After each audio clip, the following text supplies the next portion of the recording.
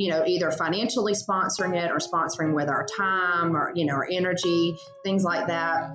And I think that, that's one of the great things about a locally owned business is that they are putting the money that they're making back into the community and giving back to the community. My name is Kevin McIntosh, and this is The Closing Table, where we talk to experts about their experience in real estate all across the country. Let's go.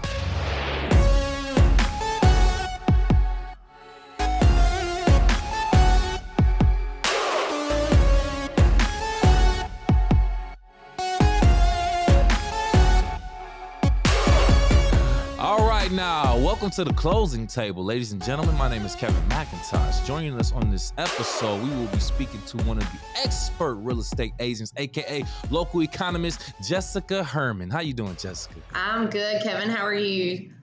Doing just fantastic and peachy. Now that we're kind of breaking into that spring weather, but that's a whole nother conversation. And right. It's getting a little rainy here. That's the only thing for us. I'd rather have all the spring weather.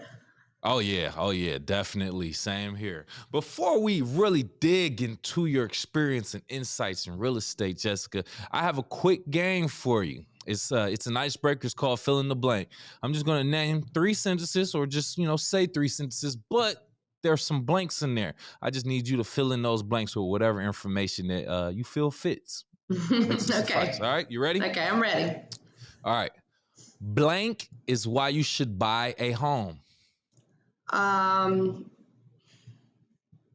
wow. Gosh, so many things are going through my mind right now.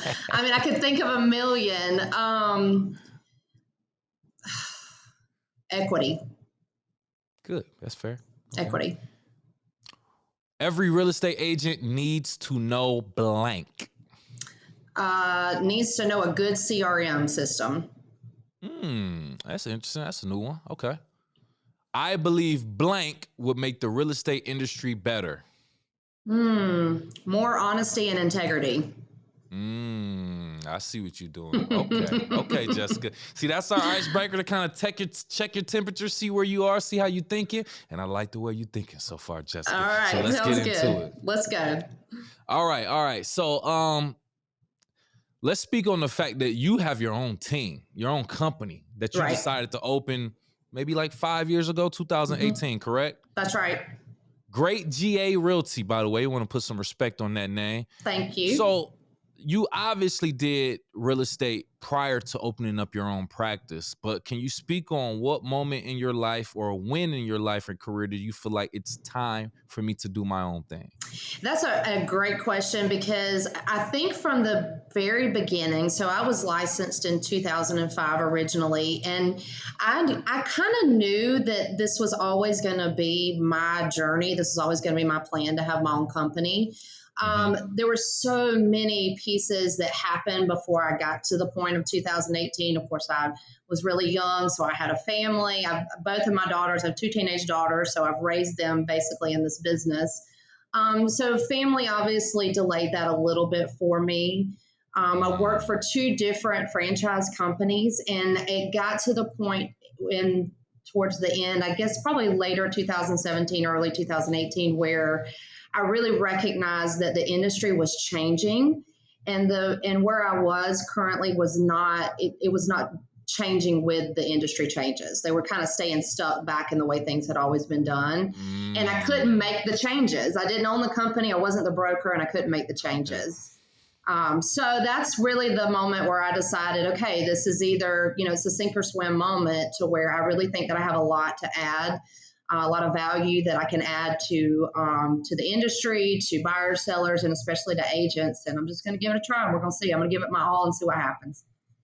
Ooh, talk about a leap of faith. Oh, I know man. that had to have been a scary leap of faith, right? Scariest thing I ever been through in my life. I had a really wonderful friend and agent that left with me. So she and I were the only ones at the time.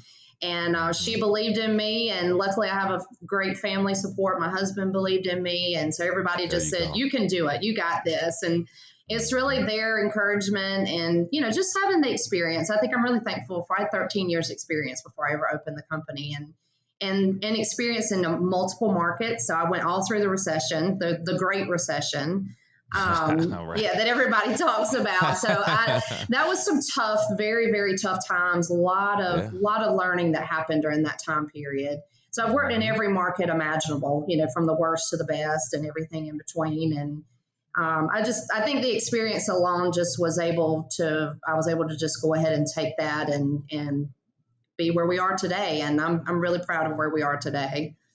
There it is. There it is. So with that experience, not only do you know how to handle certain situations in real estate, but you also kind of know what it takes for other people to survive in real Mhm. estate. With that being said, besides having the ability to sell, what do you look for in a potential candidate to add to your realty team? Oh, I love that. That's a great question because, obviously this is not a nonprofit. We don't, we're doing this to make money. But at the end Hmm. of the day, I'm less concerned about the potential to make money and I'm more concerned about that agent's what do they really care? Because this is a service industry, this is a caring industry. We have to care about these buyers and sellers. This is the biggest thing in a lot of cases that some of these people will ever do in their lives, and we have Yeah. to take that very seriously and we have to care about them. So I'm looking for someone that's not necessarily that their only motivation is money, because if you only care about the money, there are a lot of Mm, easier ways to make money. true. Honestly. So you have to care about the people. You have to be honest. I mean, it's an industry probably like many others where there's a lot of dishonesty that we see. So that person's character and integrity is so important to me, and if it does not align with ours, then I would not even consider that Mhm. individual. You have to care about the person, and you have to be just have to be just. I think it's kind of simple, honestly. I just think you need to be a Yep. good person and just do the right thing. It doesn't. You don't need a book to tell you how to do that. You know when something's right and when something's wrong. So Yeah. I'm looking for really good people that want to do a good job for other people and are willing to learn. And there's a lot of training that has to go on in our industry. You don't, it's an Yeah. ongoing thing. You're constantly learning. Man, Um, talk about it. Jessica, you mentioned just being coachable. That right. is that is a skill. I It think is very is. underrated. You It see what I'm saying? is. Yeah, It especially is. when you're going under someone else's leadership. I mean, yeah, you might have leadership skills or you may know better ways to do things, but you have to be coachable first and foremost. So You do. absolutely, absolutely. I agree with that. That it seems like a great way to vet the people before you just let them in your team, which is great. Mhm. And I can understand what you have in a team. I would assume this is your opportunity to correct me. I would assume that you don't just have all real estate agents on your team, right? What other type of positions do people hold on your team? Absolutely. So we have multiple marketing people. So I have an office Mm, manager that also serves as our marketing manager. And the way we do things is a little different. I won't necessarily go into very specific details, but okay. each agent does get a certain amount of marketing provided by the company on their behalf. So Mm, that's primarily handled by the marketing manager, and then we have a marketing assistant that kind of does overflow as well. So we're one of the things too that I saw in the changing of the real estate industry, really prior to 2018, but really started to notice it as video became very popular and became a very big part of marketing. And just marketing, social media marketing became yeah. so big. That's where so many people were finding you, and so many agents were afraid to get on camera. Were afraid to even to do things Mm-hmm. like this, because Mm-hmm. you're afraid of the way you look, you're afraid of the way you sound, or that you're going to mess something up. But I tell my agents all the time, we're this is a series of failing forward. I have failed at so many things, but I keep moving forward and I learn from it at each step. So everything I've done up to this point is failing forward. And there's just something that you learn so much better that way than for every stumbling block to be erased for you. Nice, nice. There you go. You basically just created the best segue for me since we're already talking about social media and content and videos. You are someone who's very consistent on social media. And I'm saying social media as in TikTok, Facebook, Instagram, YouTube. You are everywhere with it, Jessica. And that just takes so much time and so much work. That's a whole nother subject. But the point is, with you putting out all that content, what's the ROI that you're getting on contributing this content online? And that isn't necessarily monetarily. Like, what are you really gaining from putting that out there? Well, you actually just said it, and it's literally my favorite phrase to hear from people is "I see you everywhere."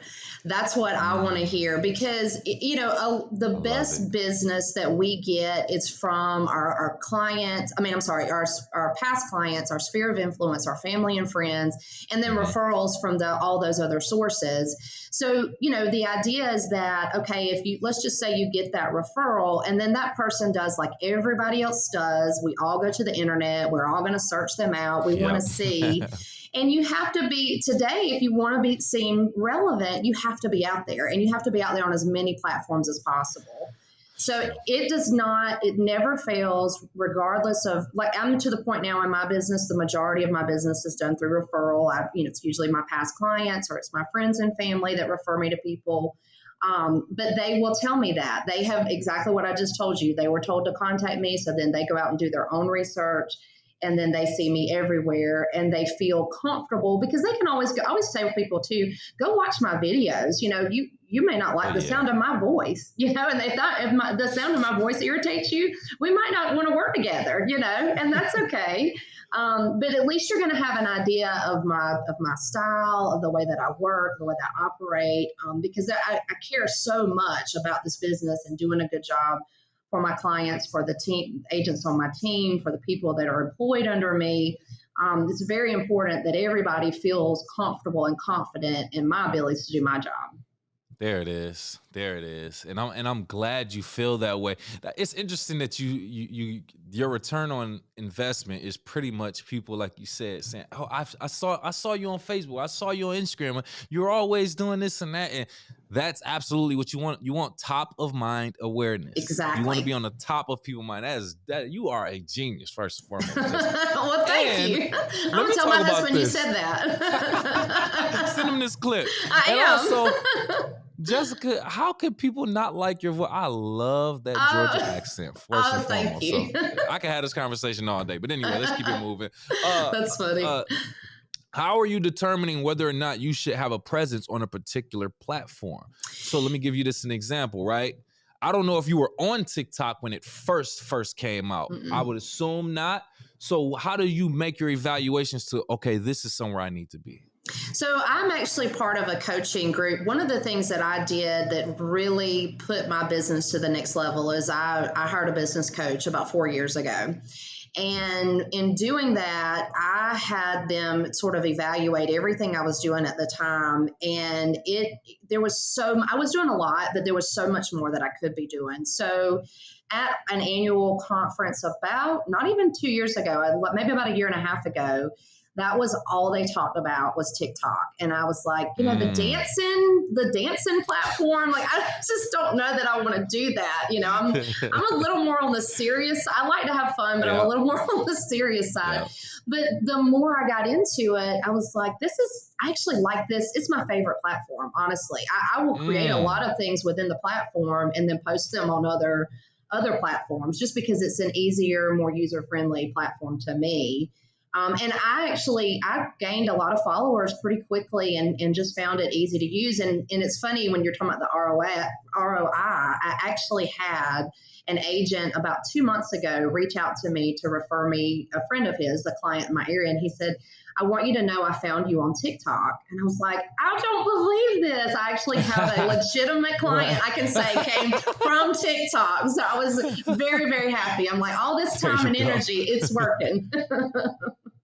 It's the law of averages. That's The right. more people see it, the more of a chance you have somebody that eventually pick up on it. That's Exactly. So I do, going back to your original question, I do lean a lot on my coach specifically in the ecosystem that I'm a part of. I am a lifelong learner and I hope that I never change from that. I never believe that I've just gotten to a point to where I know it all. I don't need to hear anything else. This industry changes so fast and the technology changes so fast. yeah. So Yeah. I try to stay as educated with whatever's happening. I want to be at the forefront of that. I try to be as proactive as possible.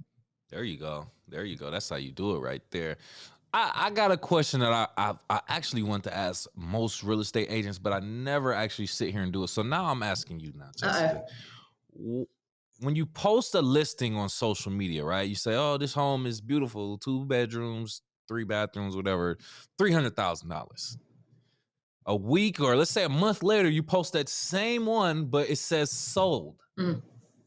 Now, there could be some people that's looking like, "Oh, I love that house. It's so beautiful, but it's sold." Why are you posting listings that are sold? It has no benefit to the people that's watching, or does it? Proof of success. So what Ooh. that does is shows proof of success. And that's why we do it. It also is it's like you just said, it's the law of averages. The more you post, because I think for the longest time, for years actually, I thought, oh, I don't want to bother people. I don't want to be posting all the time.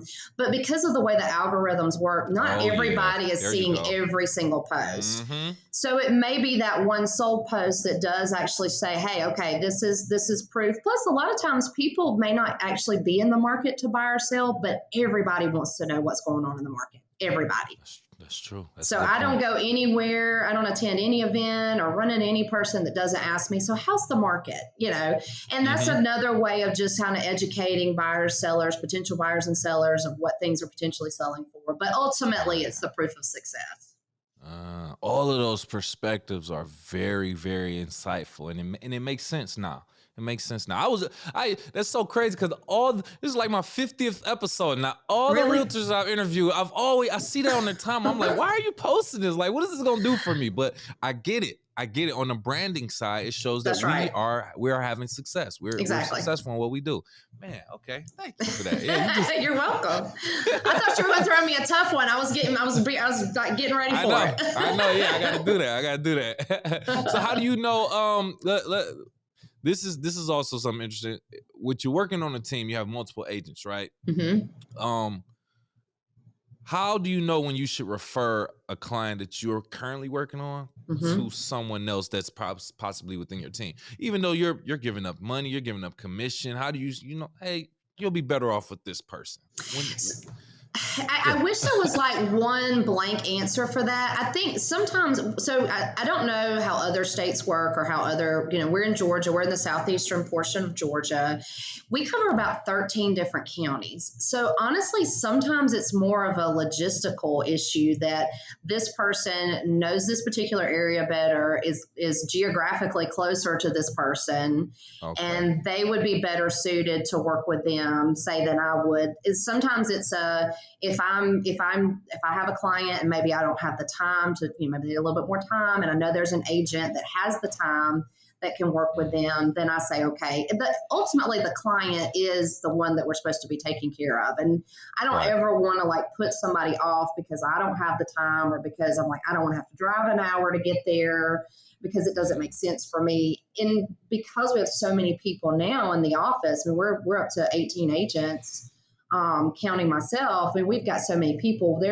We can find somebody that can cover it and to make sure that that client's being taken care of.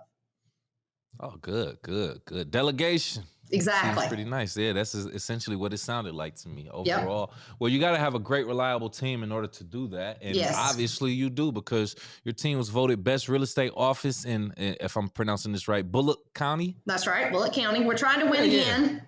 Yeah, I saw that. So yeah, hopefully any and everybody watching, make sure you cash your ball. I think I saw you posted today the last day.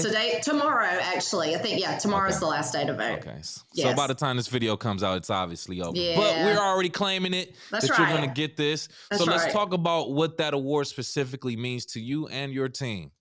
So it's just another branding opportunity. It's another opportunity to show proof of success. We won the same award, of course, last year. We're trying for it again.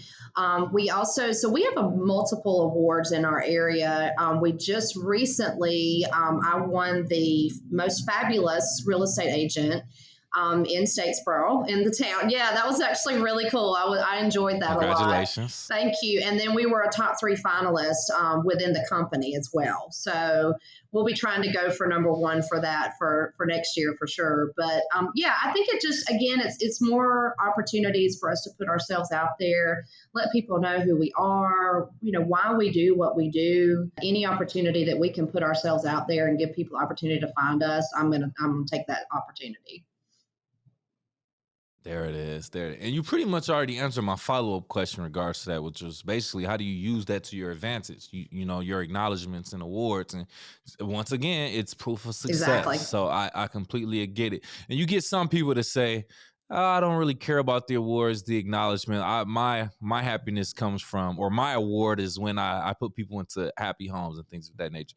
And on the surface, that sounds good. Don't get me wrong. But when you are able to use those type of acknowledgments and awards to show people, hey, not only are we successful, but we kind of have the proof, That's right. whether that be from our peers or whoever else, that shows that we're doing great in our industry and in our market. Well, So, and you got to figure everybody looks at it differently, and I understand the idea behind the awards. Don't mean anything, and I've never said mhm, any award was going to make me do what I was not going to do anyway. I'm still going to do the same right, thing regardless. But anytime that we can win something that can show the public, hey, we are relevant. Maybe they have not seen us before. That I don't know how many times it takes that. I think I read something one time, it was like 15, 18 times that somebody had to see something over and over again for it to register. That's your whole yep, branding part. So yep. maybe winning that award does that for one or two other people and puts us in the forefront of their mind when they're thinking about buying or selling in the future. Makes sense. Makes sense. Once again, once you put it in to perspective, you and your team are also sponsors, or you did sponsor. I don't know if you still Mm-hmm. do the Statesboro Main Street Farmers Yep. Market. Yep. We Correct. love the Okay. farmers market. Sounds nice. Yeah. It's a great thing here. So Yeah. I'll tell you too, and I didn't speak about this previously, but another piece that's very important to me personally and to the company is our community involvement. Hmm. There's not a month that goes by that we're not sponsoring something, that we're not there in the community, either financially sponsoring it or sponsoring with our time or, our energy, things like that. And I think that, that's one of the great things about a locally owned business is that they are putting the money that they're making back into the community and giving back to the Right. community rather than it going off. Right. I work, no, nothing against a franchise company, but there was every franchise company I worked for before, a percentage of our commissions went off to that franchise specifically. And, they would tell us that, oh, we're running ads on this, major USA soccer thing. I said, well, that's not helping my people right here in Bullitt County and True. surrounding counties. Locally. So I Right. was like, I think we can take that money we're paying there and let's refocus it here into our community so that we can help the people that are helping us. That is not the first time I've heard that story from an agent Really? who was working for like a national known chain, and then decided that some of the fees and things that they were paying that chain could go towards Yeah, marketing in different ways for their business, or hiring another person on their team, or whatever the case that's may right. be.